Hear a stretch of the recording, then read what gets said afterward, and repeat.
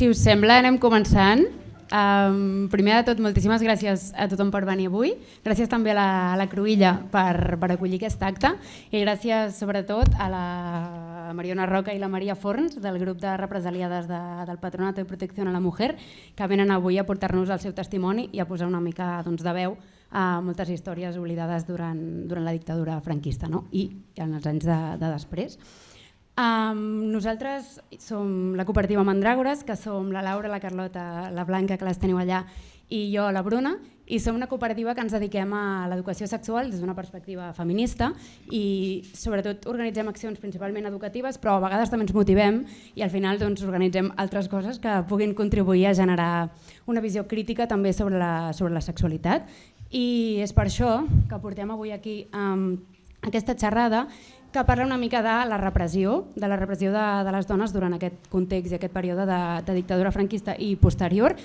Una repressió que té molt a veure amb el gènere i té molt a veure amb la sexualitat i té molt a veure també amb quin model de dona, quin model de sexualitat es va una mica instaurar durant la dictadura franquista. Llavors, és per això que portem aquest tema i que ens sembla molt interessant plantejar-lo des d'una perspectiva de recuperar o construir la memòria i no tant perseguir, buscar relatar una història, sinó construir entre totes aquestes vivències d'alguna manera una memòria històrica col·lectiva des d'un altre lloc, no des del relat que ens van vendre de què era allò que va passar, sinó de què és el que va passar realment, i al final això acabar construint unes memòries viscudes de la dictadura franquista, de la repressió i també de la sexualitat.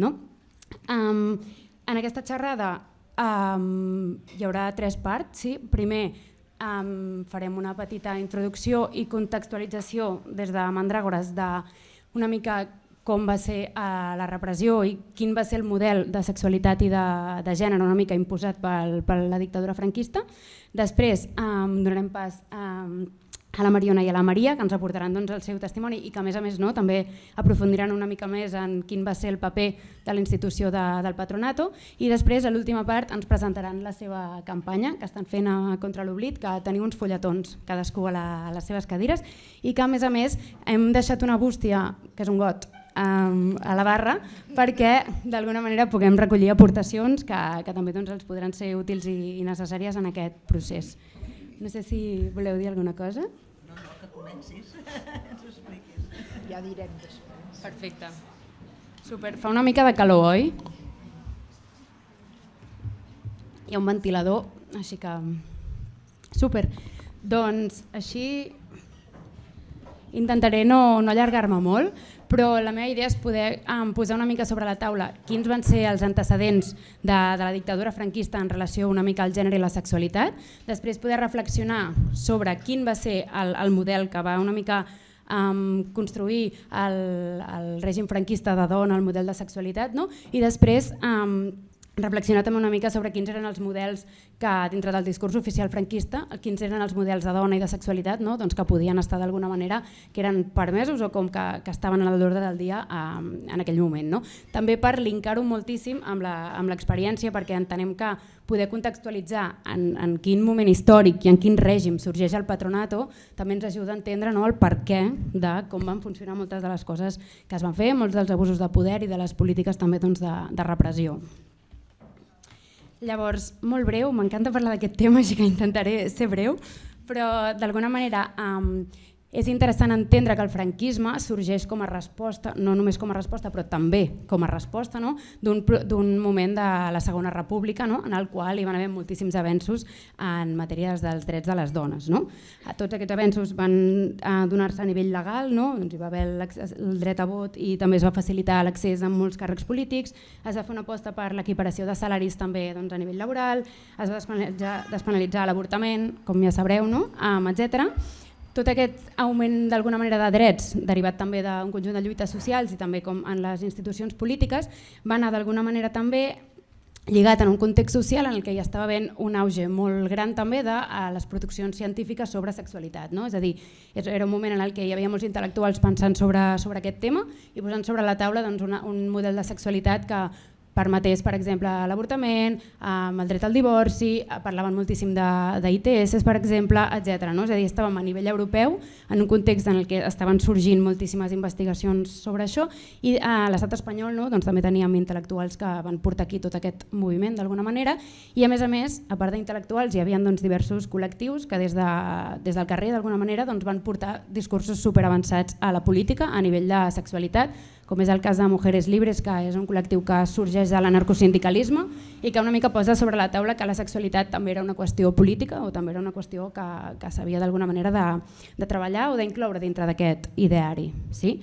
Llavors, una mica amb tot aquest caldo de cultiu dels avenços en els discursos sobre la sexualitat, dels avenços de drets també, és d'alguna manera en un moment en què es desenvolupa moltíssim tot aquest paper de les dones a la societat. No? Llavors, una mica, això no era compartit per tothom, és a dir, tot i que hi haguessin molts avenços i que hi haguessin persones que estiguessin des de lo intel·lectual pensant en aquestes coses, no tothom estava aquí. Llavors hi havia moltíssima gent que d'alguna manera no estava tampoc d'acord amb això i com va tenir molt poc temps d'implementar-se tot això, de manera va ser 4 anys al final, no? Llavors no va acabar quallant. Això per què és important? Perquè d'alguna manera com el franquisme torna a portar un model de dona que la centra a casa, no? Que la torna d'alguna manera al domicili, però allò també estava present durant la República, no? És a dir, tots els avenços que hi van haver no es va tenir temps de que quallessin en la majoria de la població d'alguna manera. Llavors, va venir el període de la Guerra Civil, no m'hi estendré gens tampoc, però sabreu que va perdre el bàndol republicà, que va guanyar el feixisme, i llavors aquí va arribar d'alguna manera el moment de la postguerra i de la construcció del que seria el règim franquista. El règim franquista al final és un règim totalitari que posa sobretot al centre els principis de la jerarquia i l'autoritat i que segueix també la doctrina del nacionalcatolicisme. Què significa això? Doncs la nació o la idea de pàtria unida amb la idea de Déu. Llavors aquí també comença una relació, diguéssim, molt estreta entre l'Església i l'Estat. Llavors, això també és superclau en el franquisme i en tot com es desenvolupa la moral i com al final és l'Església Catòlica la que aporta la moral del que està bé i el que està malament d'alguna manera.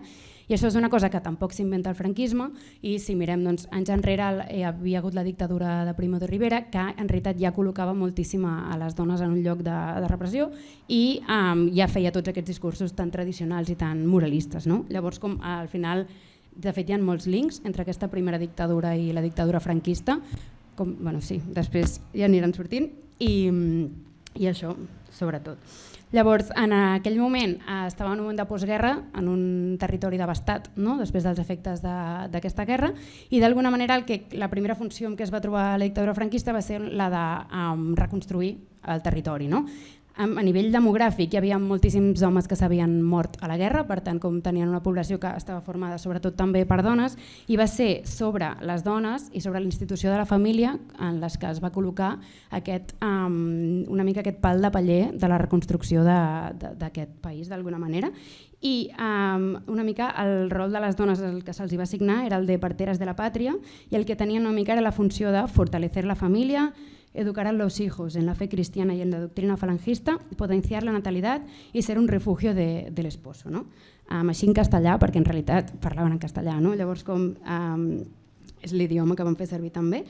Llavors, clar, en el moment en què posem sobre la taula que són les dones les que han de construir d'alguna manera aquest ordre social una altra vegada, esdevé molt important la preservació de l'ordre social i de gènere. I això és una cosa superimportant, és a dir, les transgressions de gènere o les transgressions en la sexualitat també estaven vistes o van acabar sent vistes com una transgressió al règim. I d'aquí també es justifica que la repressió no només va anar en l'àmbit de la política, en el que feies o deixaves de fer, sinó en l'àmbit de la vida privada. És a dir, en el que feia cadascú, fallar la moral catòlica, fallar la moral cristiana, també era d'alguna manera fallar-li al règim de l'Estat. I per això aquestes institucions en la lògica franquista encarregades de fer aquesta part.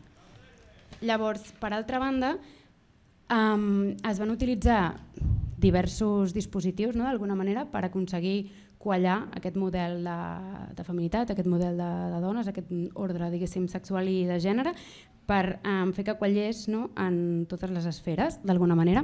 Per una banda va ser, ho he dit, però cap de la influència moralitzadora de l'Església Catòlica, justificada, i això també és important, pels discursos científics, és a dir, van haver molta producció també que des de la ciència el que va fer era justificar, no, doncs que les dones s'havien de quedar a casa perquè era el seu paper, que la sexualitat formava part només de la reproducció, que l'home era fort, per tant, o sigui, una mica es van justificar a nivell científic, i el sistema educatiu, no, que estava portat per l'Església, va ser el principal canal de difusió de tota aquesta ideologia.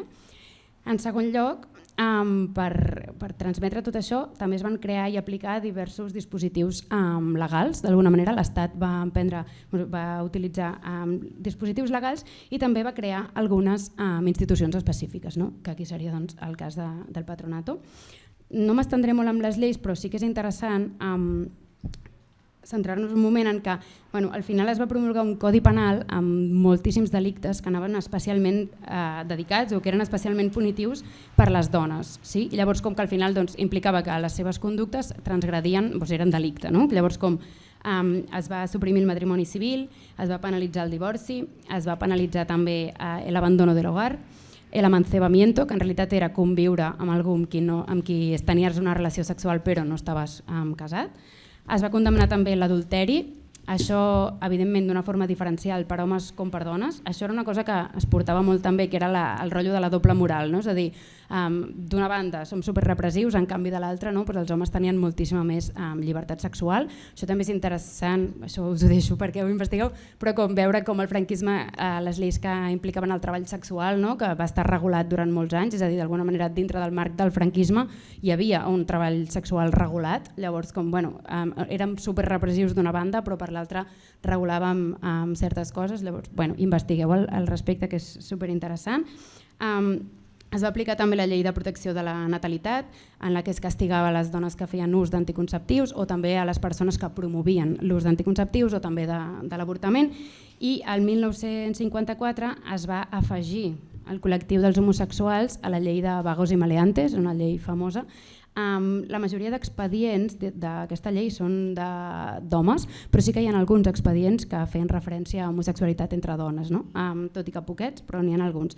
Això també, al final, el franquisme amb les relacions entre dones o amb el lesbianisme, el que una mica va posar el focus va ser en reprimir-ho i en decidir que no existia. Llavors tot allò que no es nombra no existeix, no? D'alguna manera, per tant, és molt més difícil identificar el que passa allà. Llavors, sobretot, sí que d'alguna manera el règim acceptava l'existència de l'homosexualitat masculina perquè hi feia referència i deia, no? Hi havia revistes que parlaven d'això, etc, però en canvi de les relacions entre dones ni en parlava, no? Com a manera també ja de... és que ni existeix, o sigui, ni gasto paraules en parlar sobre això perquè directament pertany al terreny d'algú que no existeix, no?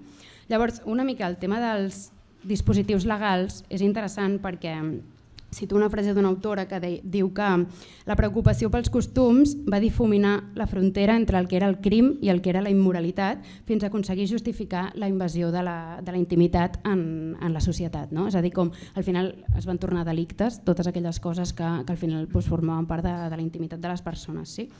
Llavors, més enllà d'aquests dispositius legals, l'Estat també va crear, com dèiem, algunes institucions específiques encarregades de la repressió i del control de les dones, entre elles el Patronato de Protección a la Mujer i també la secció femenina de la Falange Espanyola, no? Que de fet la màxima líder va ser la Pilar Primo de Rivera, que era germana d'Antonio Primo de Rivera, un altre link com amb aquesta dictadura prèvia. Llavors, molt ràpid, i així ja per anar acabant i deixant pas a les companyes també, és interessant l'anàlisi que fa una autora que es diu Dolores Juliano sobre quins eren els models una mica de dones o també quin era el model de sexualitat que dintre del discurs franquista, no? D'alguna manera es permetia. Perquè per una banda teníem el model de la madre i l'esposa, no? Que al final era a la única a la qual se li atorgava una sexualitat, entre moltes cometes, legítima. No? Legítima per què? perquè al final s'entenia que les dones havien de satisfer els seus marits i portar fills al món. No? Llavors, d'alguna manera, eren les úniques que pel règim eren considerades que podien tenir una sexualitat. No pel seu propi plaer, sinó sempre justificada sota l'instinto maternal i l'amor romàntic. No? Llavors, com que eren les úniques pulsions sota les quals es permetia l'expressió del desig de les dones. De fet, no només això, sinó que en realitat les relacions sexuals eren una obligació dintre del matrimoni. Vull dir, no eren una elecció que tu podies fer, sinó que eren la teva obligació. No? Llavors, més enllà d'aquest model, tots els altres models de dones, en realitat, com dintre del discurs franquista, eren asexuals, és a dir, no hi havia possibilitat d'un desig, d'una sexualitat activa, no? I entre ells hi ha el model de les monges, que en realitat les monges es diu que estan casades amb Déu, no? També moltes vegades, però el camí d'una dona que escollia ser monja tenia una certa admiració social, no? I més en un moment en el que la religió tenia tant pes. Per altra banda, hi havia també les dones que eren solteres, que aquesta era una opció, una situació que no tenia gens de prestigi social. De fet, era com algo que es considerava absolutament indesitjable, o sigui, ningú, no? Que et deien ningú voldria ser mai soltera. En realitat, això és interessant perquè hi ha un senyor que fa un estudi sobre com era la sexualitat de les dones entre els 50 i els 70 una mica, i al final el que posa sobre la taula o les seves dades, entrevista com 1.500 dones, no us voldria mentir però alguna cosa així, i un 66% de les dones solteres estaven tenint relacions amb altres dones. És a dir, què passava allà amb les dones que eren solteres, perquè moltes vegades el que estaven fent també era tenir altres opcions amb la seva sexualitat, no? Que no eren l'heterosexual. Llavors, com que aquí també hi hauria tot un supercamí per explorar. Hi havia d'altra banda les viudes, no? Que eren aquelles que el seu marit se'ls havia mort. Si s'havia mort a la guerra, al final eren també viudes eternes, no? Llavors també les deixaven com bastant en pau, d'alguna manera. I llavors hi havia una mica el calaix també de les altres. No? Les altres eren les rojas, les caïdes, les prostitutes, no? Les marginades, i una mica aquelles van ser les que d'alguna manera havien transgredit també les normes del règim, fos a nivell polític, fos a nivell de gènere, fos a nivell de sexualitat també. O sigui, una mica era el combo de les que estan fora del que nosaltres diem que és el model correcte, i també eren les que es va perseguir, castigar més, sobretot moltes vegades d'una forma exemplar, és a dir, mira el que et passarà si al final fas el teu propi camí, si estàs en llibertat, no? Fent el que vulguis. De fet, hi ha diversos treballs que analitzen també les coples de l'època, com al final acabaven sent històries moralitzadores, no? Moltes vegades sobre maldigo el dia que prové la libertad i perquè entonces no, ja tal. O sigui, com una mica eren històries que el que feien era moralitzar a la resta de la població sobre el que et passava quan transgredies alguna d'aquestes normes. I hi havia també el model de les dones, que no era un model pel franquisme, però que sí que existia, i que eren les dones que eren lesbianes. No? També d'alguna manera que el franquisme sí que es va com entossudir molt en negar absolutament l'existència de qualsevol sexualitat autònoma, més enllà dels homes, no? Però que van existir, i que moltes vegades també van ser víctimes de moltíssima repressió, i és una repressió també difícil de posar-hi un nom, perquè si el règim ni ho contemplava, imagineu-vos, si no hi havia un nom per això no es pot identificar, no? Llavors com d'alguna manera va jugar moltíssim aquest paper d'invisibilització amb el que fa a les relacions entre dones, no? Llavors, ja per últim, sí que tot aquest discurs tan rígid sobre la sexualitat i la moral i el gènere també va desenvolupar-se sobretot als primers anys de franquisme. Després la gent van anar havent-hi influències externes, influències dels Estats Units, no? La famosa minifaldilla, el biquini, tots aquells escàndols que hi havia en aquell moment. No? És a dir, van haver influències externes que van fer que la població una mica, o que la gent deixés de seguir en part aquells models tan rígids, perquè una mica van anar caient també pel seu propi pes. També hi van haver moltíssims col·lectius que al final van, des de col·lectius polítics, moviments socials, que van qüestionar les normes del gènere, no? D'alguna manera, i que van qüestionar també les normes del sistema polític franquista, i a poc, no, al final la gent va anar fugint una mica d'aquest model. Però el discurs i la moral sexual i de gènere del règim es va mantenir intacta o pràcticament intacta des del primer dia fins a l'últim, no? Fins a l'últim i encara més, no? Perquè per exemple el Patronato justament es tanca l'any 83. És l'any 83? 85? Pues el 85, perfecte. Llavors, com que d'alguna manera va acabar durant molt més temps, no, del que hi havia. Així. I exacte, i això. Llavors, bàsicament, i com per concloure, al final com el règim franquista va ser un règim dictatorial, va ser un règim totalitari que va exercir moltíssim control sobre els cossos, que va exercir moltíssim control també sobre els cossos de les dones i de les dissidències, no? També, bueno, això és un altre capítol de la història, però és interessant també revisar els expedients de persones trans, bueno, en aquell moment sobretot s'analitzava a través del transvestisme, no? De persones que es transvestien, com tot el que estava passant allà amb allò, això és un altre capítol de la història que és superinteressant també posar el focus, però avui no és l'espai. Llavors això, no? Com el franquisme va ser un règim totalitari que va exercir tot aquest control i tota aquesta repressió sobre els cossos, no? I com va utilitzar algunes institucions com el patronato per fer-ho, per controlar, per vigilar i sobretot també fent-ho a l'ombra d'alguna manera i moltes vegades sense posar-hi un nom, no? D'alguna manera, és a dir, el patronato era una institució que a vegades era com difícil de reconèixer i que tu parles amb moltíssima gent. L'altre dia els vaig preguntar als meus avis, no tenien ni idea, no?, que existia. Llavors, com el sol fet de que la gent no sàpiguen que existia ja és una manera també de camuflar moltíssimes de les coses que hi van passar, moltíssima de la repressió o també molta de la violència que s'hi va donar allà dintre. Llavors, no m'estendré més, si voleu us dono pas... Super, perfecte. Molt bé.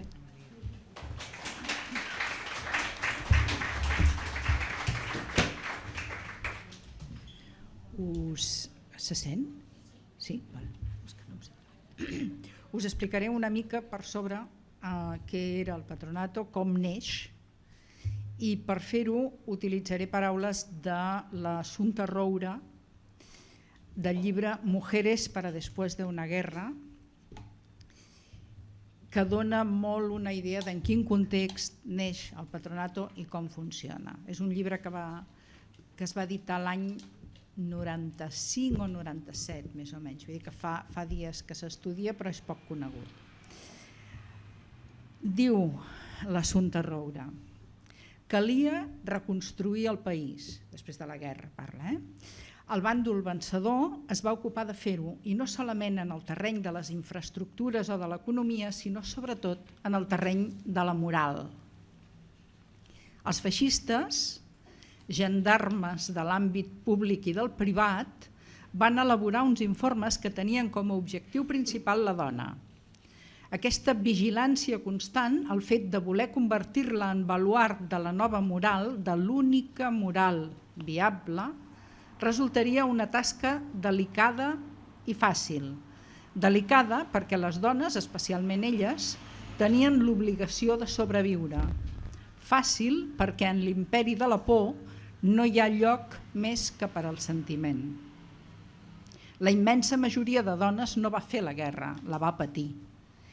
I durant la postguerra es van haver de convertir en aquell àngel terriblement humà que ha de suportar el dia a dia, perquè la vida segueix, perquè té fills, perquè s'ha de menjar.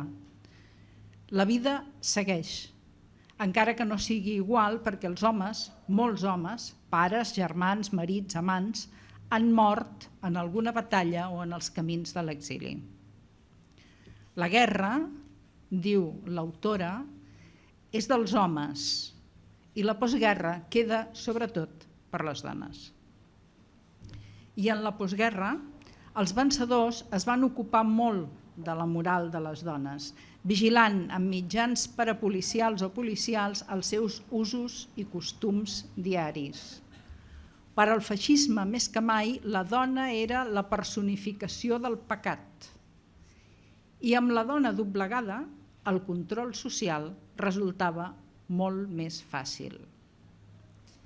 És amb aquest objectiu que es constitueix el Patronato de Protección a la Mujer. Els informes d'aquest patronato ens donen el punt de partida per configurar un escenari pròxim a la realitat d'aquell període. Que la seva intenció i la tasca d'adoctrinament s'arribés a complir ja són figues d'un altre paner. En molts casos es va complir i hi ha moltes dones que es van integrar en el que era i és encara socialment normatiu després de passar per un d'aquells centres. D'altres, procedents de famílies en situació precària o desestructurades, no en tenen potser mal record. Però això no vol dir que no els quedessin seqüeles del maltractament que van rebre allà. La Mariona i jo som una mostra dels casos en què aquella tasca que es proposaven per mitjà de la vulneració sistemàtica de drets no va tenir èxit.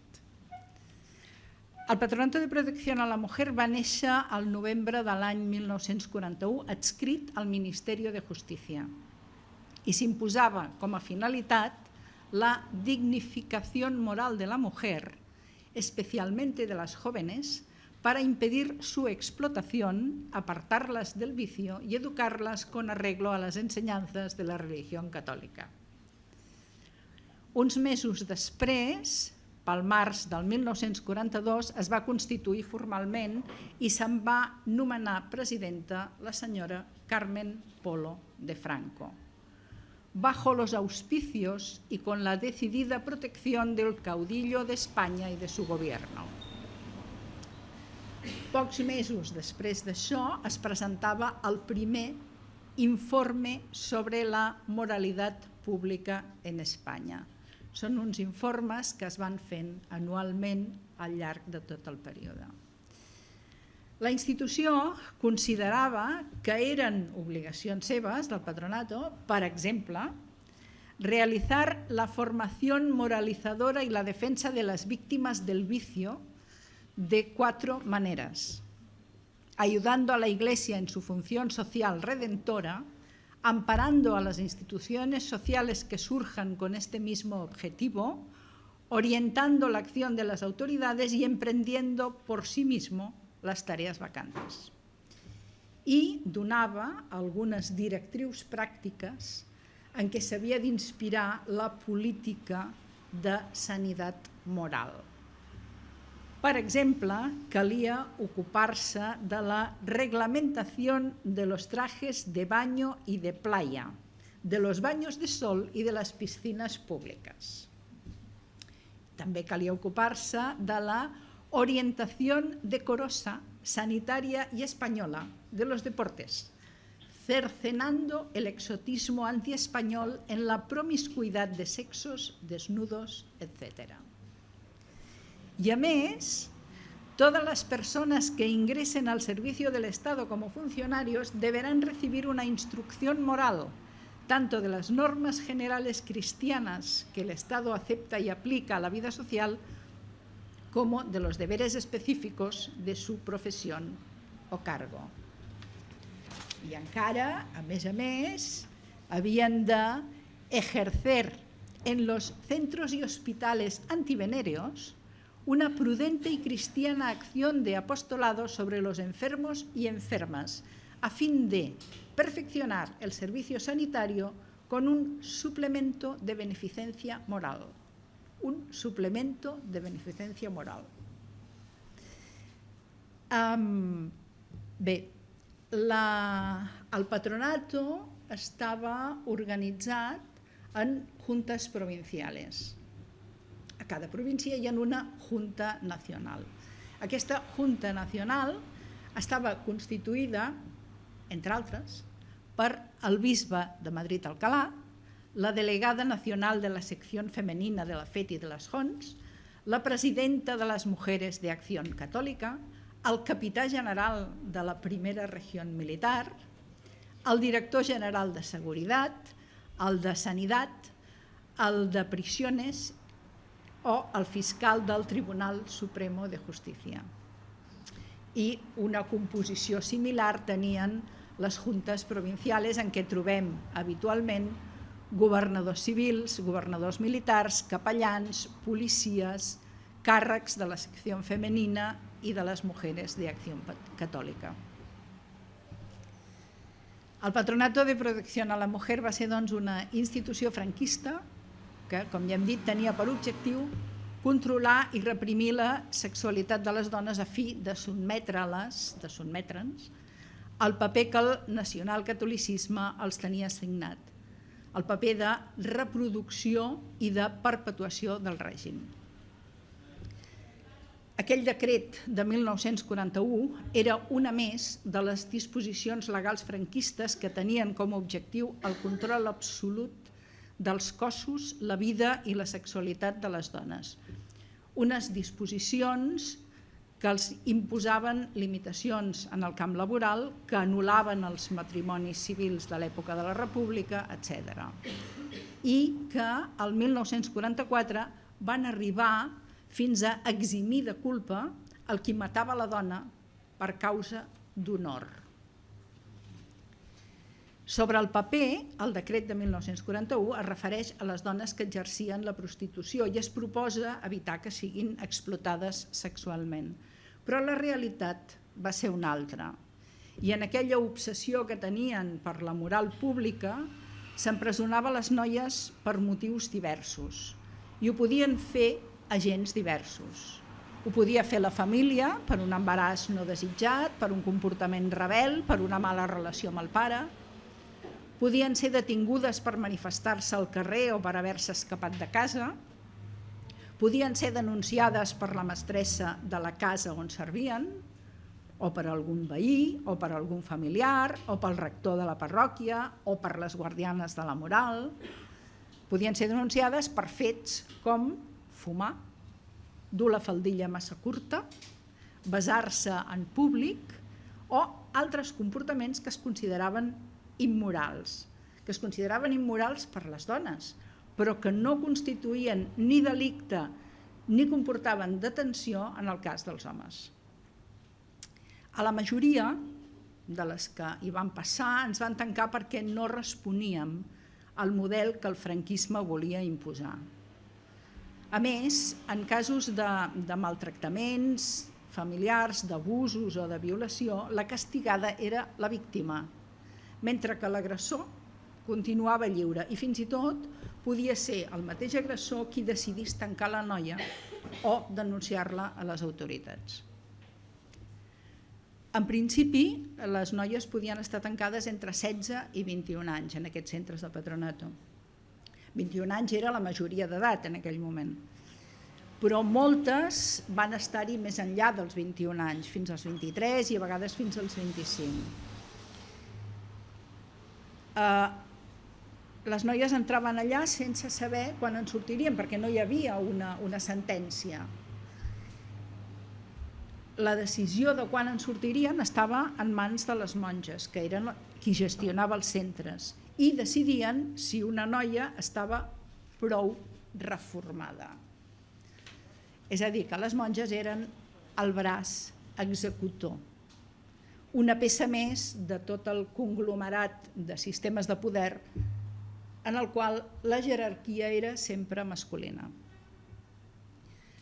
El patronato va tenir molt pocs centres propis i funcionava per mitjà d'una xarxa de centres col·laboradors.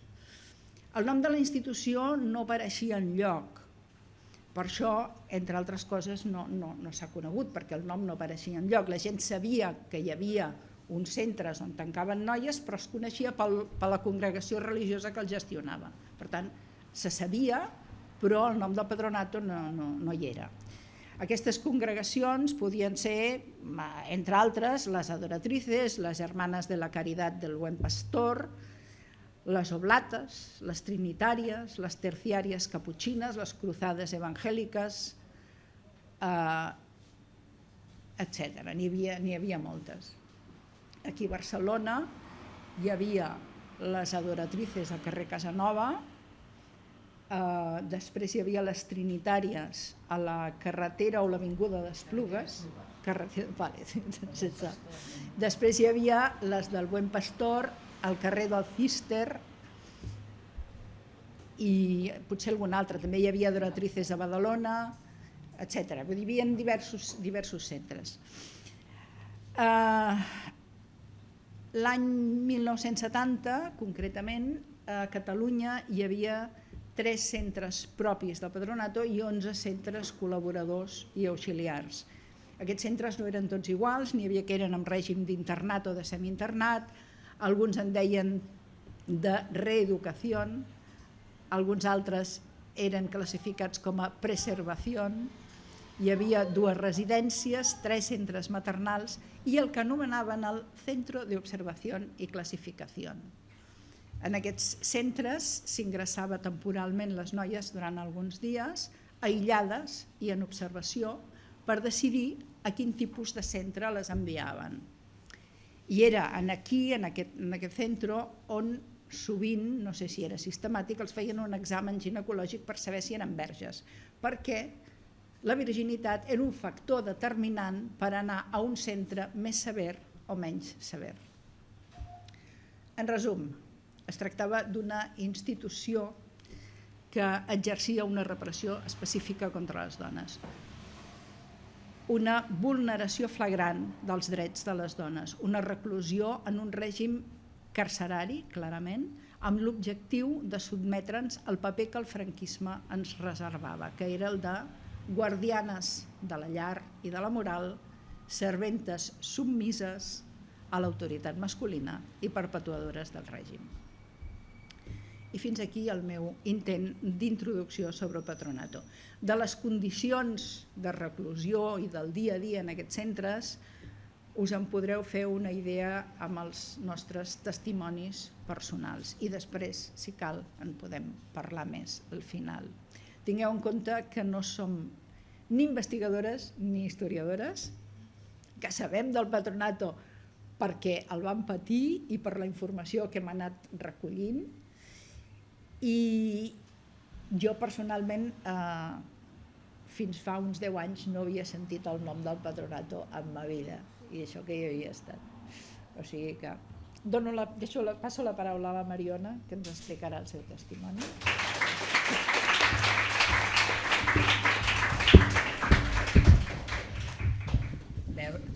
Com heu pogut veure, es tractava realment de que ens anul·lessin qualsevol sentit crític que tinguéssim sobre qualsevol cosa. Ens volíem, era això, unes dones sumises. En el meu cas, o sigui, a més, quan jo vaig entrar al patronato, la majoria d'edat era als 23 anys. O sigui, que va ser més tard que va passar als 21 anys. O sigui, imagineu-vos en quin sentit ens tractaven les dones aquells anys. Bé, jo a finals dels anys 60, 68, 69, eren anys molt grisos i com heu pogut veure la pressió sobre la noia que creixia era brutal, des de la roba fins a allò que es podia fer. O sigui, penseu, jo a casa meva no em deixaven posar pantalons, això a l'any 68 i 69. O sigui, me'ls posava naturalment però d'amagat, enmig del metro i en llocs completament inexplicables. I el tema del sexe era tabú. És que ni se'n parlava, era només l'obediència per l'obediència. No podies fer res que sortís una mica de la norma i d'aquest comportament imposat que ja ens ha explicat molt clar la Maria. Era un sistema patriarcal en què a nivell familiar el pare es posava al cap de taula i amb una mirada n'hi havia més que suficient. No podies qüestionar res. La dona submisa, perquè era aquest el paper de la dona, no? Als 16 anys jo vaig deixar l'escola de monges on havia estudiat fins llavors i vaig anar a estudiar al nocturn a l'Institut Maragall. I allà vaig fer el 6è de batxillerat i el preuniversitari, que és una mena de cou, o sigui, d'aquells anys. Treballava els matins en una escola i els vespres anava a classe. Allà vaig començar a tenir consciència política, penseu que a l'Institut Maragall, naturalment, qui anava a estudiar era gent que durant el dia treballava. Eren uns anys que es van començar a crear les comissions obreres, hi havia els primers moviments, també veníem influenciats del 68 francès i es van començar a crear una sèrie de moviments en els instituts. Jo vaig participar en el sindicat d'estudiants de batxillerat, que era poqueta cosa, o sigui, fèiem salts al carrer, petites accions que no anaven a res, però vaja. Però era un moment en què la repressió realment era molt forta. En l'any 69 hi va haver-hi un estat d'excepció a Espanya, a tot l'estat, i precisament per les revoltes estudiantils. Va haver la Sala al Rectorat de Barcelona, va morir el García Ruano per la policia, o sigui, van haver-hi realment fets importants a nivell polític. I l'1 de maig van detenir una companya, i en aquests casos, per seguretat, era convenient que dormissis fora de casa, perquè si t'arreplegaven perquè l'altre havia cantat, doncs tu també, no. I llavors, i així ho vaig fer. I a partir d'aquí, això que no ho van entendre gens a casa, perquè naturalment el teu paper no era estar fora de casa, doncs es va complicar molt el que era la vida familiar. Llavors, la meva família era una família molt catòlica i en aquells moments jo era la gran de 9 germans, la qual era també la que obria una mica de camí i era molt clar el que s'havia de fer i mostrar.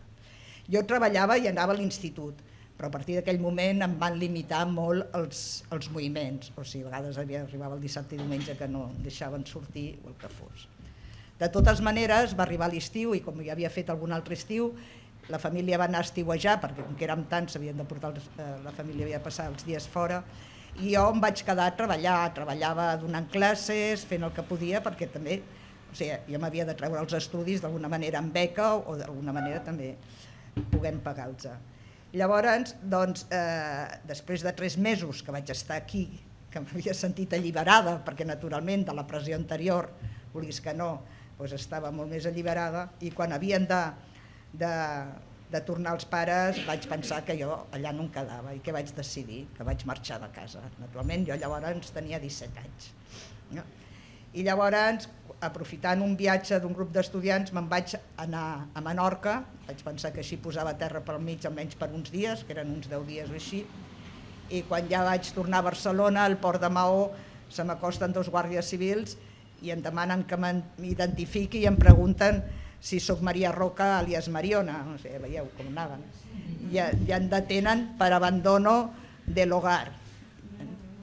Llavors em van fer pujar al barco, detinguda naturalment, i quan baixo del barco amb la Guàrdia Civil una altra vegada, em presenta la Guàrdia Civil, els meus pares m'estaven esperant, però ja no vaig passar per casa, em van portar a un convent, a la part nord de Barcelona, per sobre la Bona Nova, que és on hi ha tots aquells convents meravellosos i grans, i allà vaig estar, ara no me'n recordo, eren 15 dies, 3 setmanes, tancada en una habitació que només sortia per anar a la cuina a dinar, i sempre he pensat que era un lloc on hi havia noies embarassades, o sigui, per lo que era un espai molt gran, però que realment jo no, això sí que és una cosa completament, no la tinc comprovada, perquè tampoc sé situar exactament a l'espai aquest.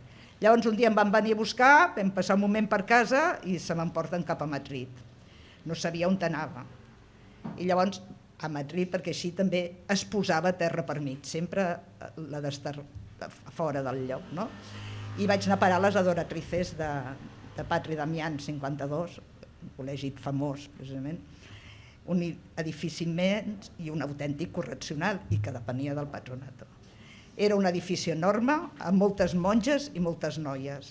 Estàvem repartides amb el que en deien hogares, que eren grups d'unes 20 noies.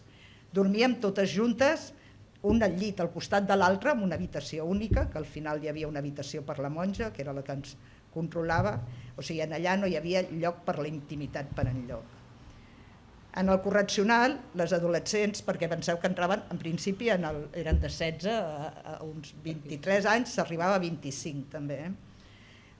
O sigui, ens llevaven a les 6 del matí, mort d'hora, ja amb una letania per començar i després cap a missa. I en el cas de les Adoratrices, després també es feia l'adoració al Santíssimo, que se'n deia, no? Després d'això començava ja l'esmorzar i després a fregar, perquè ens fèiem fregar els terres aquells immensos, però de genollons, o sigui, i a fer també els altres tallers, o sigui, també era una part de la tècnica, no?, de tenir-nos allà una mica això, perquè es tractava això de a través del treball, la religió i tal, anar-nos sometent mica en mica la voluntat, no? Llavors, després també s'havien de fer la bugada, però esclar, més tard on anàvem? Als tallers, que allà treballàvem totes, en el meu cas va ser un taller de confecció, que crec que els abrics que es feien era pel Corte Inglés, una cosa així, però per lo que he anat triguent i que ens explicarà diferent gent, els tallers podien ser d'altres coses. Eren treballs que les monges d'això en rebien uns diners i a nosaltres no se'ns feia arribar res de res, o sigui, tots els matins es passaven això. Mentre treballàvem es llegien llibres en veu alta per impedir que parléssim. Era terriblement pervers. Jo, per mi, una de les coses més clares, o sigui, de l'ambient aquell, era la llei del silenci brutal que hi havia. O sigui, una llei del silenci que hi havia pels passadissos i per tot arreu, però també el silenci que tu havies de mantenir amb la companya del costat, que no podies adreçar-t'hi ni empatitzar massa, o sigui, no volíem que sapiguéssim res unes de les altres, i així és veritat que jo, a part de que després vaig perdre molt la memòria i no me'n recordo de moltes coses, no sabem ni coneixíem exactament per què les noies estaven allà. I realment quan hi havia una mica d'empatia, una mica de simpatia entre un parell de noies o així, ens separaven, o se les emportaven a un altre centre, o les tancaven, o anaven a parar en un altre correccional. O sigui, a través de la religió i del treball intentaven reeducar-te per fer un treball sobre el teu cos i la teva ment. Naturalment, perquè acabéssim sent la dona sumisa i el paper que ens havia buscat el nacionalcatolicisme. Llavors, la intenció era anul·lar-te com a persona i que el teu sentit crític desaparegués. Fins que no et confessaves, o sigui, havies de passar en el primer hogar, era un primer hogar que tu estaves en allà, fins al moment que et confessaves. En el moment que et confessaves figurava que reconeixies que havies sigut una dona dolenta. Llavors ja consideraven que havies fet un petit pas i normalment et passaven a un altre hogar, que no sé quina millora tenia, però alguna millora hauria de tenir, no masses. Llavors així anaven passant, i vaig estar uns 3 mesos fins que per Nadal els meus pares van demanar per si se'm podien venir a buscar i portar-me a Barcelona per passar el Nadal a Barcelona. I ho van poder fer, van venir a buscar-me i ens vam anar cap a casa. Amb la idea que després de Reis tornar-me cap allà. Naturalment, què vaig fer? Que a més és el que havia de fer tothom, o sigui, escapar-me, no? Que és el que desitja tothom. Estava molt controlada, però sempre trobes la manera on pots escapar. Vaig estar uns dies tancada a través de companys i així en un pis, perquè no sortís, perquè no en trobessin, però van trobar una certa manera, jo era joveneta, també ets molt innocent encara, i em va córrer la veu que hi havia 2 noies que les acusaven de lesbianisme perquè havien d'explicar on era, i jo em vaig sentir molt culpable de totes aquestes coses i vaig sortir de l'amagatall, vaig tornar i l'endemà naturalment vaig tornar a ser cap a les adoratrices. Allà sí que me'n recordo que aquesta segona anada, com que ja sabia on anava, va ser terrible. L'entrada em van tenir que arrossegar, em van tenir que donar algun calmant perquè no volia. I llavors encara era més perillosa per les monges, perquè havia intentat escapar, perquè tornaves de les mateixes, o sigui que... Llavors sí que va haver-hi realment un càstig real amb el silenci, per això recordo tant el silenci, o sigui, no hi havia manera de que les noies es poguessin apropar. I llavors ja no sabia què fer, què tal, i inconscientment vaig deixar de menjar, o sigui, era l'única via que em quedava de tocar una mica els nassos. No me'ls tocava a mi, naturalment, semblava d'això. I llavors, al cap d'uns mesos, que ja estava molt prima, sí que vaig tornar a Barcelona, estava naturalment molt controlada, intentant fer més o menys una vida normal, però esclar, l'estar una altra vegada a casa d'aquella manera, això no em solucionava la vida. I jo continuava amb les meves, fins que al final em van portar a Madrid una altra vegada, però aquesta vegada a un centre psiquiàtric. Van intentar. Llavors sempre hi havia d'haver-hi el territori pel mig. Era una de les tècniques, perquè així evitaven que d'alguna manera poguessis tenir el mínim contacte amb alguns amics o que algú se t'hi pogués acostar. I en allà sí que en un principi vaig tenir unes sessions d'electroxoc, però al final el que em van fer van ser unes sessions del que en deien xoc insulínic, que era t'injectaven insulina, que feia entrar en un estat de xoc. Era una tècnica que ja estava completament fora de lloc, però no sé, van considerar que amb això, com que entrava en xoc i la insulina, després havia de menjar i a veure si m'engreixava. Tota una sèrie de coses, però realment el que van lograr és anul·lar-me completament, o sigui, vaig perdre la memòria, no me'n recordava de res, no sabia què m'havia passat el dia abans, vaig començar a intentar escriure per intentar saber, i és el que pretenien, també, esclar. Vaig sortir d'allà, sí que vaig sortir sumisa, i tant que vaig sortir sumisa, després vaig tenir-me que recuperar aquesta submissió, ja ho vaig fer mica en mica, però realment van lograr els que s'havien proposat, o sigui, engreixar-me una mica i fer-me una noia que sortia d'allà sense cap mena de voluntat i tal. Inclús em va arribar a visitar un Vallejo Nájera, no era el famoso Vallejo Nájera, era el seu fill, però aquests eren uns psiquiatres que havien estudiat el gen rojo que figurava que portàvem les persones que havien passat i que van fer molt mal, o sigui, les dones de les presons i tot plegat. Llavors, al final, surto del psiquiàtric amb una mica més de pes, vaig quedar realment molt, molt dèbil i completament anul·lada, o sigui que havien lograt el que s'havien proposat. D'allà vaig passar-me un any en un col·legi major de Madrid per intentar recuperar-me, perquè havia de continuar fent sessions de psicoteràpia, perquè estava realment dèbil i tal, fins que al final, a l'estiu, quan arriba l'estiu, vaig tornar a Barcelona, vaig fer uns cangurs, vaig guanyar una mica de diners i quan vaig acabar l'estiu vaig dir, molt bé, me'n vaig. I vaig començar una altra vegada tot el periple d'una vida.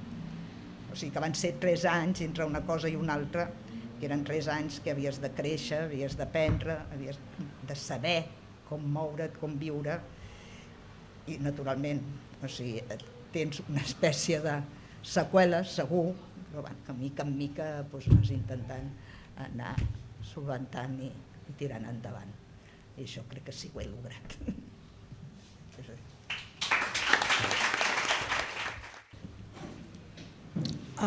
Com us he dit abans, jo no havia sentit mai això del patronato, el nom. La primera vegada que el vaig sentir va ser quan TV3 va emetre aquell documental Els internats de la por, no sé si us sona, si l'heu vist. En aquell documental hi sortia una persona que era la Consuelo García del CID, que fa uns 12 anys que ella investiga el tema del patronato, que ha anat localitzant dones que hi van passar, etc.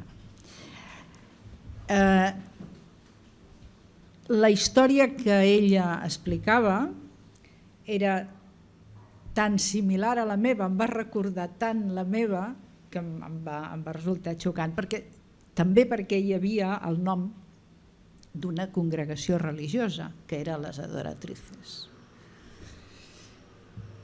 Jo havia estat tancada 11 mesos en un reformatori, els anys 72-73, però sempre havia pensat que allò havia estat cosa de la família.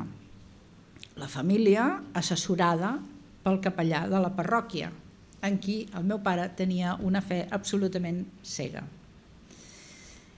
Ha estat arran de descobrir que hi havia aquesta cosa, que era el patronato, que he anat sabent que allò era una estructura política. I vaig estar només 11 mesos, que és un període relativament breu si el comparem amb altres casos de noies que van fer un pelegrinatge per centres diversos, traslladades un cop i un altre a centres cada cop més severs, si no assumien la disciplina, per aïllar-les, per potenciar la indefensió, per fer-les més manipulables, per doblegar-les, per vèncer-les. I quan no se'n sortien, al manicomi. Les més rebels anaven a parar al psiquiàtric. Les més rebels, les que eren lesbianes o les monges sospitaven que hi podia haver algun indici que fes pensar que eren lesbianes, tota aquesta gent eren irreformables i llavors el tractament era un altre. Jo vaig néixer l'any 1956, soc filla de pagès i, com la Mariona, soc la gran dels germans, només que jo no en tinc tants com ella. Jo soc la gran de 4 només. Quan tenia 10 anys em van internar en una escola de monges, normal, per fer el batxillerat. Però quan em vaig tenir 15 ja n'estava fins al capdamunt i vaig convèncer els pares per anar a l'institut. En aquell moment jo ja no era la mena de noia que s'hauria esperat. Tenia claríssim que no em casaria mai. Per tant, això ja era una cosa, un punt negatiu, no? Ja no era gens estàndard. I a més, només m'interessava llegir. Llegia molt i escrivia. I escrivia també molt. I em gastava en llibres els pocs diners que guanyava en feinetes. O sigui, res d'una noia estàndard ni una noia com cal. Una cosa raríssima era. En aquells anys, entre els 10 i els 14, no sé per què, vaig despertar l'interès del capellà de la parròquia, que va anar guanyant la meva confiança i es va convertir en el meu protector. Era com un pare, com un guia, com un amic, com un vés a saber què. M'escoltava, m'aconsellava, em deixava llibres, me'n regalava, em portava al cinema, al teatre. Si abans d'anar a l'institut jo ja era un cul inquiet, amb una curiositat infinita, quan vaig sortir de l'internat de les monges primer i vaig anar a l'institut, vaig ampliar encara més els terrenys d'interès i d'exploració. Vaig descobrir un seguit d'autors molt poc recomanables que em van fascinar i em vaig anar allunyant encara més del model de noia com cal i d'aquell rector, que com més me n'allunyava, més insistia a retenir-me. Em sentia assetjada i quan vaig voler posar fi a aquella mena de relació equívoca, l'home va reaccionar culpant-me de fer-lo sofrir, de ferir els seus sentiments, perquè ell, deia, m'estimava, com un pare o un germà, això sí, I mentrestant, en tot aquest procés, aprofitant que els pares estaven desconcertats i amoïnats pel meu canvi, aprofitant el seu poder com a membre de l'Església, els assessorava i els encaminava perquè executessin el càstig que ell havia decidit, una mena de revenja d'enamorat rebutjat, per dir-ho d'alguna manera. Jo continuava anant a l'institut i, com tothom, quan té 16 o 17 anys, feia campanes.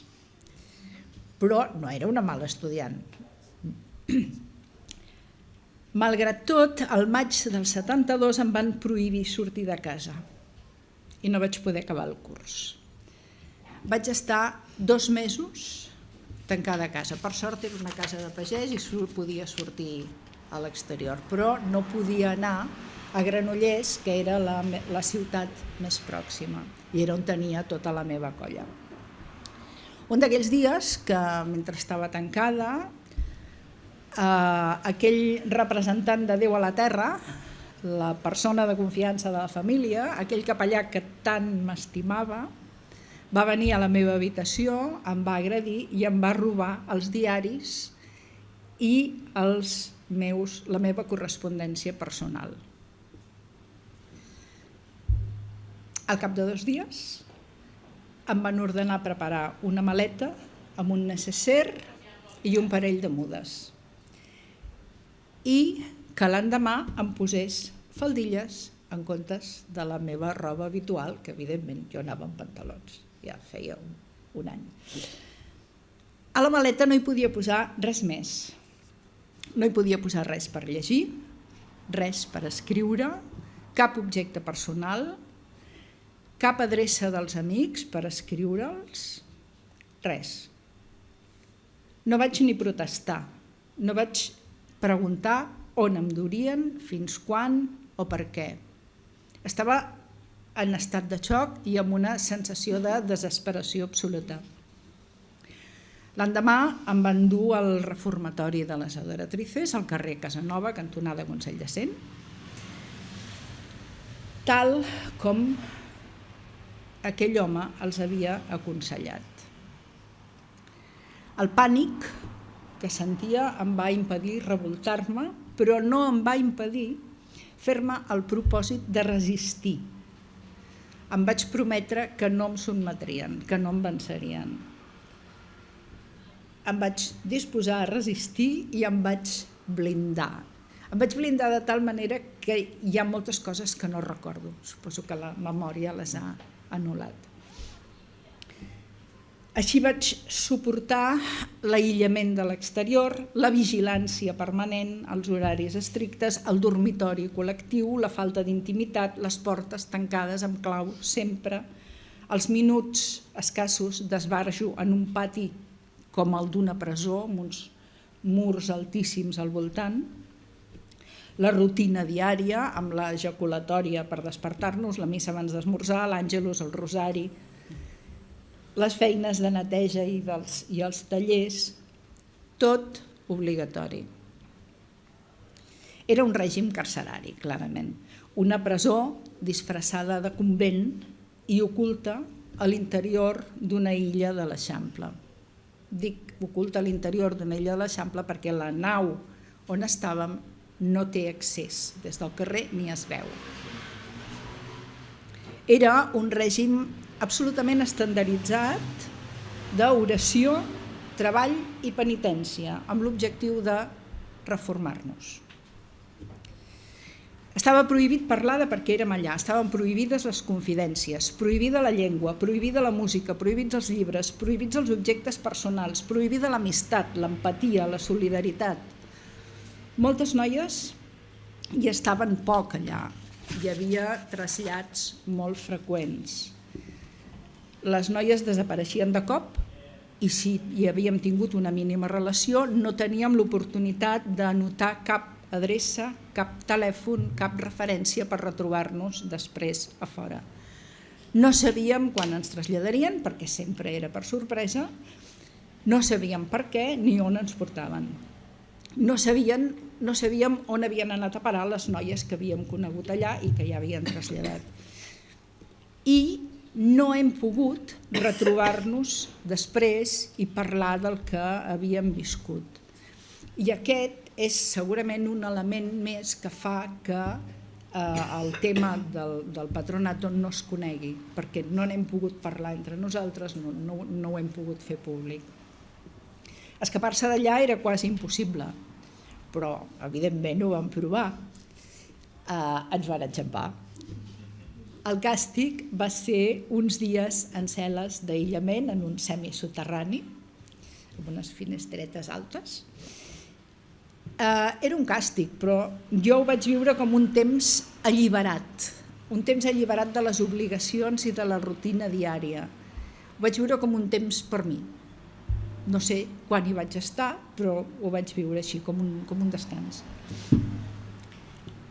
Devia ser després d'aquest intent de fuga, la cronologia no la tinc clara, que el psiquiatre de la casa em va diagnosticar esquizofrènia, que era un dels diagnòstics habituals per les persones que no seguien les normes. Era bastant habitual. Em va receptar uns psicofàrmacs fortíssims que em deixaven anul·lada, em deixaven absolutament zombi. Quan em vaig adonar de l'efecte que em feien aquelles pastilles vaig dir jo això no m'ho prenc, faré veure que m'ho prenc i simularé els efectes que n'esperen, és a dir, uns efectes de resignació i submissió. Però allò em va espantar especialment perquè m'amenaçava un altre perill, que era l'internament en un psiquiàtric. Per mi era el terror absolut, perquè llavors no podria controlar res. Però no va passar, vaig estar de sort. No va passar i crec que me'n va salvar una carta. A primers del 73 em van traslladar a un centre menys sinistre de les mateixes monges, a Sant Just d'Esvern. Era un centre menys sinistre, però era igual de sever. I després, pel juny, me'n van treure sempre sense explicacions. Em van instal·lar en una residència externa, a Gràcia, regentada per unes altres monges, i em van matricular a l'Institut Infanta Isabel, a la Verneda, en horari nocturn. Allò indicava que el capellà continuava governant la meva vida. A vegades em pregunten com me'n vaig sortir de tot allò, com me'n vaig recuperar. I la veritat és que no me n'he recuperat. O més ben dit, me n'he recuperat parcialment, me'n vaig recuperar parcialment, perquè vaig tenir sort i vaig trobar persones que em van ajudar a superar el terror d'un nou internament. Perquè quan vaig sortir encara em faltava uns anys per fer-ne 21, per tant no era major d'edat. Quan em vaig fer 21, aquella por concreta va desaparèixer, però no aquella altra por, una mena de por que se t'agafa al cos, que no saps què és, que és una sensació d'impotència, d'inseguretat, de perill permanent, és com si estiguessis trepitjant arenes movedisses. Amb el temps, no sé, sense voler, vaig anar deixant de parlar-ne a poc. Eren coses passades, batalletes que no interessaven a ningú, i deixant de parlar-ne vaig deixar de pensar-hi.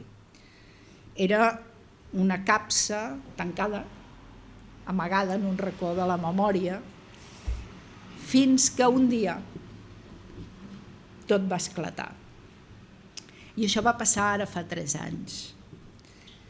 El capellà havia mort a finals del 2020 i em va arribar a les mans una carpeta que havien trobat a les golfes de la rectoria. En aquella carpeta hi havia els papers que m'havia robat l'any 72 i hi havia més coses.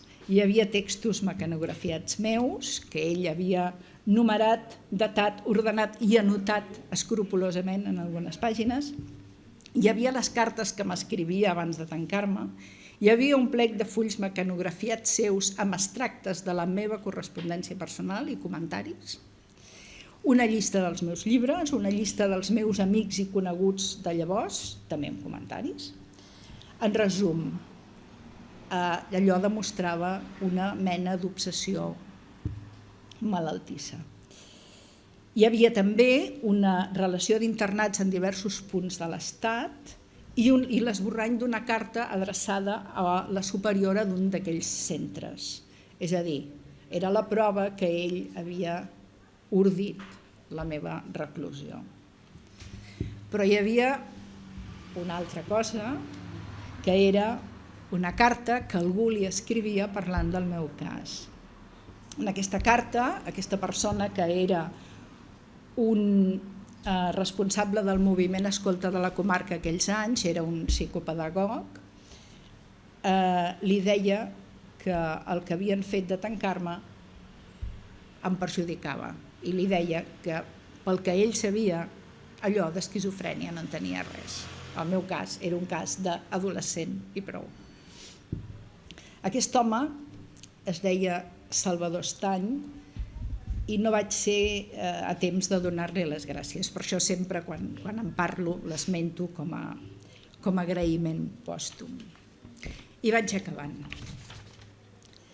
Moltes de nosaltres, de les que vam estar tancades en aquests centres, vam ser anul·lades com a subjectes, vam perdre els vincles de referència, hem estat desemparades, abandonades i rebutjades, també per la família i a vegades sobretot per la família. I tot aquell mal soterrat, tot aquell dolor que vam passar ha treballat per dins i ha tingut conseqüències en les nostres vides. En alguns casos s'ha traduït en dificultats de relació social, conflictes familiars irresolts, parelles fallides, inestabilitat afectiva, hem estat víctimes de violència masclista, hem tingut seqüeles psíquiques i psicosomàtiques, com ara sentiments de culpa, insomni, terror, malsons, malsegap persistents, etc. Tot un seguit de seqüeles que hem passat o les unes o les altres, però segons els casos. Tot això que us hem explicat, la Mariona i jo, són només 2 casos. N'hi havia molts i molt diferents, n'hi va haver molts i molt diferents. Els nostres casos són només una mostra de com funcionava o com podia funcionar aquella estructura. I en parlem, vam decidir d'explicar-ho contra l'oblit, perquè se'n parli, perquè se sàpiga, perquè ens reconeguin com a víctimes, perquè el silenci de tot allò que va passar comporta impunitat. I creiem que cal posar fi a aquesta impunitat dels responsables d'aquella repressió de gènere.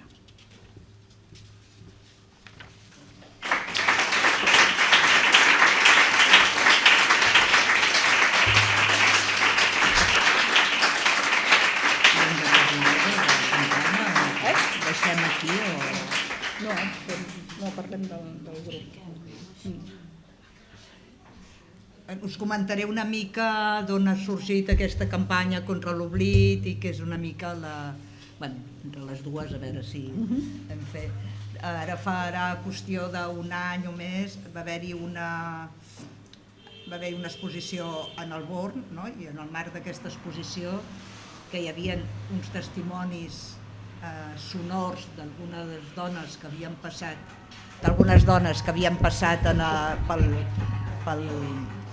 pel patronato, i va haver una xerrada, jo hi vaig anar-hi, i en aquesta xerrada hi havia la Consuelo García Alcid, que aquesta persona és una persona que ha estat durant molts anys buscant i remenant, intentant també trobar testimonis, i ha sigut de les persones que ha fet molta feina per trobar tot això.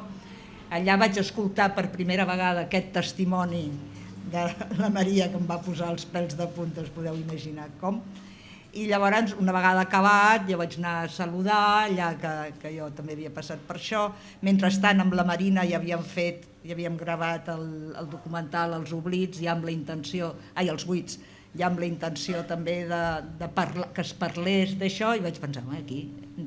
Llavors, realment es va crear a partir d'aquí un grup que hi havia des d'historiadores, des de psicòlogues, advocades, testimonis, que vam fer un grup que és el grup de suport a les represaliades del Patronato de Protección a la Mujer. I llavors amb elles una mica és amb la que hem intentat donar a conèixer tot això amb aquesta campanya que és contra l'oblit. Hi ha una pàgina web que és contraloblit.com. Llavors també, bàsicament, el grup, a part de fer aquestes xerrades que expliquem, perquè era un tema, com s'ha vist, completament desconegut, que molta gent... Patronato, i això? Què és? Això existia, de veritat, etc. És la majoria de respostes que ens hem trobat. També hem intentat fer incidència. Llamava Tribunal Tutelar de Menores. Sí, esto era una cosa, el Tribunal Tutelar de Menores. Pero después había también el patronato que era por otro lado. Sí, es verdad, sí. Y bueno, y luego, ¿dónde ha ido a parar todo esto? Es la actual de Gaia, o sea, que no vayamos tan lejos, o sea, que todo tiene su hilo, ¿no? Però, bueno, llavors, la incidència política que hem intentat fer, com que el tema del patronato no existeix en la memòria, amb la llei de memòria històrica que es va fer en el Parlament espanyol, allà no figurem. Naturalment som dones i, com sempre, com a dones no passa res. Llavors sí que vam intentar almenys fer incidència, perquè aquí s'estava treballant en el Parlament, precisament la llei de memòria d'aquí a Catalunya, i sí que va haver-hi alguna compareixença tant de la Consuelo com també tu, si no física, sí a través del teu testimoni. Però esclar, tot això ara ha quedat allà al medio,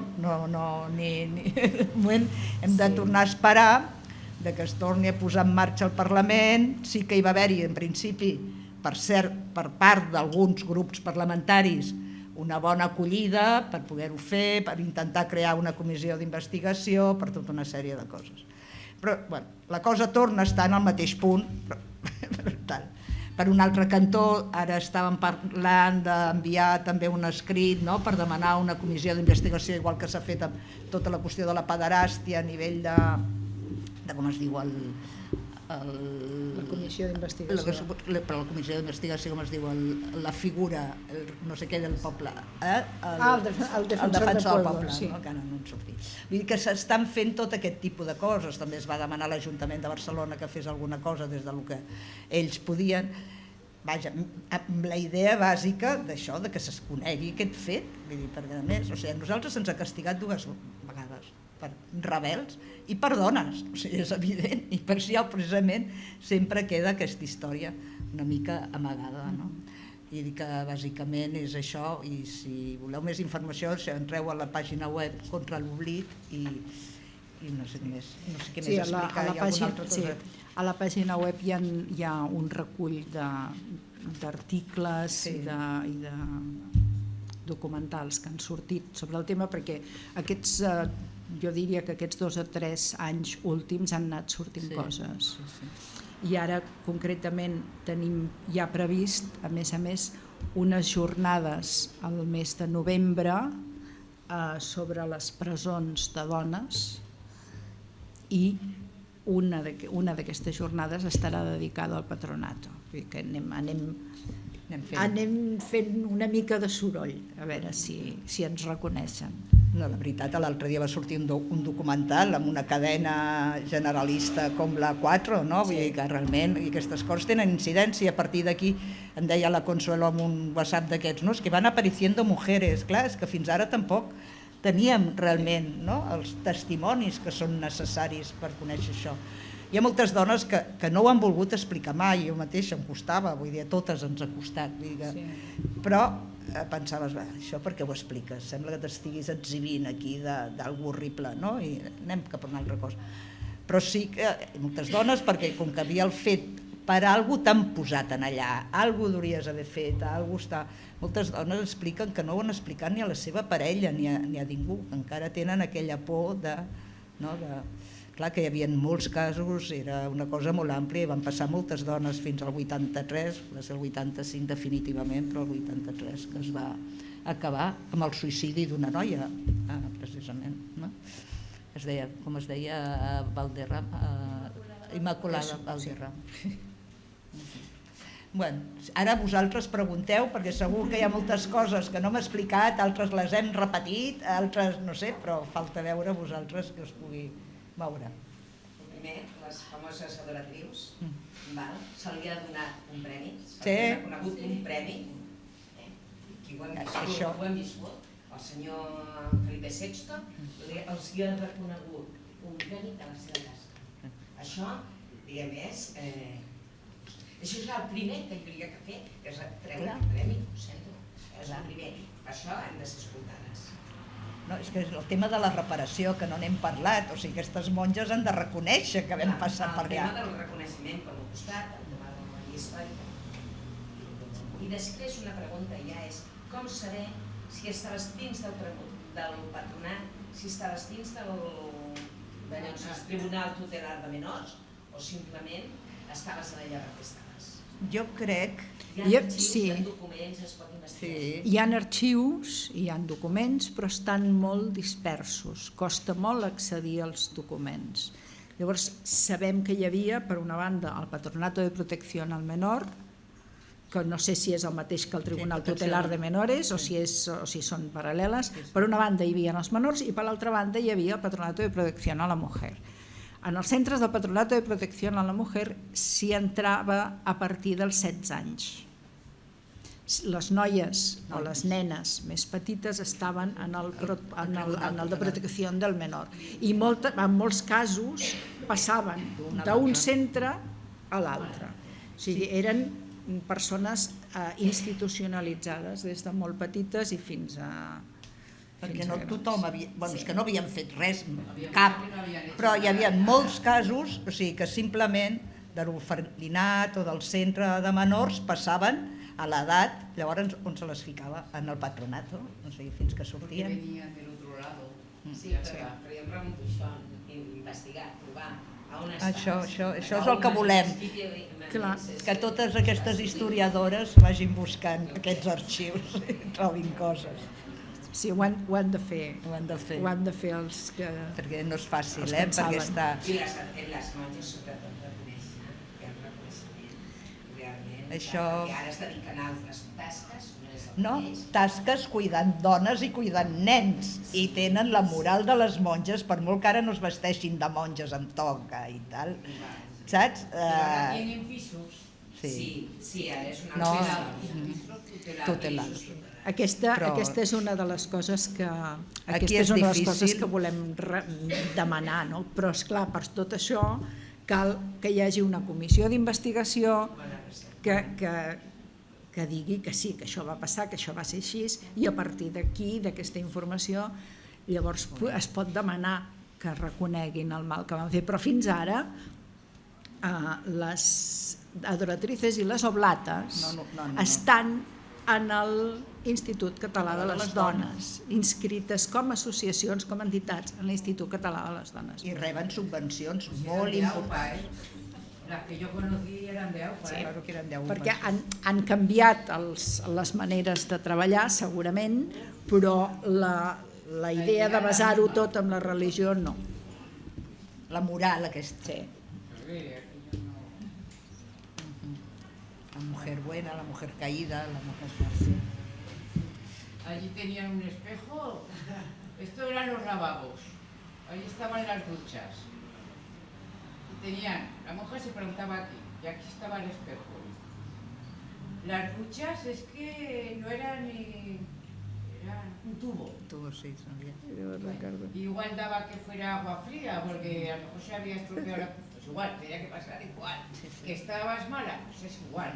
Y ellas te estaban vigilando continuamente a que entraras a la ducha, estuvieras como estuvieras. Em sembla que hi ha algú que volia parlar. Sí, bueno, gràcies per estar aquí, per explicar tot, la veritat, o sigui, crec que estic molt bé. Volia preguntar, el tema que heu comentat, com de no sabíem, no us dèieu per quina raó intentaven justificar pues, aquest empresonament, però també heu comentat el tema de que hi havia com un pas, no?, de exigir que hi hagués com una confessió, no?, a través de pecats i tal. No sé si al final això se convertia com en una mena d'interrogatori que se feien preguntes concretes o sigui com No. en quin punt se decidia pues ara ja has dit el que volíem que diguessis i passem a canviar-te d'espai o alguna cosa així. No, era el fet de El fet de- confessar i combregar, o sigui, anar a missa estaves obligada a anar a missa. Llavors, si feies el pas següent, que era anar-te a confessar i anar a combregar i a més fer, en el cas de les adoratrices, l'adoració al Santíssim, llavors representava que ja t'estaves reformant. No hi havia un interrogatori en aquest sentit que ho dius tu. Hi havia tot un treball de les estones que tenies cap a la tarda, vespre, no? D'anar menjant, d'anar, no sé, com es diria això, no? De reeducació, no? D'alguna manera. I llavors, doctrinal. Llavors, en el moment, jo no em vaig confessar, però entre les escapades i les no sé què, però sí que era un pas, o sigui, un pas que havies de fer per passar a un altre hogar que figurava que tenia una miqueta més, que no me'n recordo en què es tractava aquesta miqueta més, no? Potser més pati o qualsevol altra cosa, però sí, era així. Maria? Entraves amb un hogar determinat, Sí. era una menjada, Completament de tarro. total, era la repressió més forta, era el Sagrado Corazón. I llavors, quan ja arribaves, que ja confessaves i llavors ja d'alguna manera tenies que redimir de tot això que ells deien que havies fet i tal, llavors ja et passaven a un altre hogar i tenies una mica més de llibertat d'alguna manera dins del mateix espai, que era un altre pis, perquè un pis amb l'altre tampoc podien tindre cap relació. No es tenia relació. I llavors ja era l'hogar de la Immaculada. Ella sap els altres dos noms, hi ha de dos hogars més, i quan arribaves a l'últim hogar, d'alguna manera ja Era podies... un hogar que sorties a treballar. La transició... A ver, primero estaba... Es que cada uno dependía, El de San Miguel. San Miguel, yo recuerdo San digamos que Miguel. era donde iban todas las rebeldes. Todas las que Yo recuerdo recién San Miguel. recogían. ¿Ves? Ya de Y ahí yo. entonces, claro, cuando ya pasaba igual todo un año, pues a lo mejor tenía la oportunidad de ir a un otro hogar. Sí, exacto. Luego estaban las pequeñas, que eran la Estas Niña ya no. María. Esto ya Aquellas no, eran esto intocables, allí no. porque eran niñas de como máximo 10 años. Madre mía, ¿no? O sea, Allí que donde ellas estaban, ¿no? luego iban a mayores, pues luego íbamos pasando a hogar. Entonces los hogares principales, entre comillas, pues eran la Inmaculada y el Sagrado Corazón. Cuando ya acababa todo aquello, un tiempo, entonces ya bajabas a un tal transición. Esto me Tenías acuerdo. la suerte de bajar a transición. Transición consistía en que ya podías salir a la calle Exacto. y podías ir a trabajar. Era el tercer grau. Y podías, en fin, te enseñaban de alguna manera pues, cómo moverte. Que siempre estabas vigilada. No Completamente. sabes cómo, pero siempre estabas vigilada. Y explotada. Porque a mí más de una vez me habían dicho, estaré por ahí en el tribunal. A mí más de una vez me lo habían dicho, que vigilaban.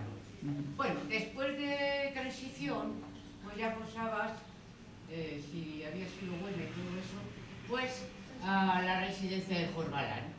Ya digamos que ya eras más Por aquí yo ya ni vaig independiente. arribar. Però Ya pagabas la residencia, tenías una habitación Pero no del todo eras libre, ojo, estaba el Jorbalán, tenías tu habitación, no del todo eras libre para salir, pero no eras libre si un día te querías ir de juerga. Claro. Eso no se O podía. Si querías ir a algún sitio, no, a las 9 de la noche tenías que estar en casa. Si no estabas en tu habitación, el tribunal iba a buscarte y volvías otra vez para atrás. ¿Dónde estuviste? Yo en Logroño, y eso Logroño. que era de los mejores sitios. Estuve en La Rioja, porque realmente bajo el tribunal, cuando yo estaba, como mucho éramos 12, 13 niñas. Ah, bueno. El resto eran que los papás trabajaban en el campo, como fuera, y cada 15 días venían a por ellas. Y cuando llegaba la Navidad o llegaban las vacaciones, solamente quedábamos unas 12, 13, no quedábamos más. Quedava tot per nosaltres. Maria, volies... Sí, no, jo seguint una mica el fil del que comentaven abans, aleshores vosaltres a dia d'avui no sabeu el motiu pel qual us van tancar. Home, jo sí. Com a rebel era el concepte. Bueno, a mi m'agradaria veure la meva fitxa, perquè sí que hem vist que hi ha unes fitxes que a més és al·lucinant, o sigui, et posen des de que eres imbècil fins a esquizofrènica, fins a rebelde. Jo m'agradaria algun dia trobar aquesta fitxa per saber una vegada dintre com em van classificar, perquè tu arribaves allà i et feien, almenys a mi, un test de Rorschach, que era un test que es feia per veure com estava tu mente i tot plegat, i a partir d'aquí... Però esclar, a mi em van portar allà perquè me'n vaig anar de casa, vaig marxar de casa amb aquella edat. El que passa que una vegada arribaves allà sí que et classificaven, no? Igual com hi havia aquell centre de classificació. I això sí que no ho he vist, ni ningú me'n sap explicar què. Tu tampoc ho has vist, el teu, no?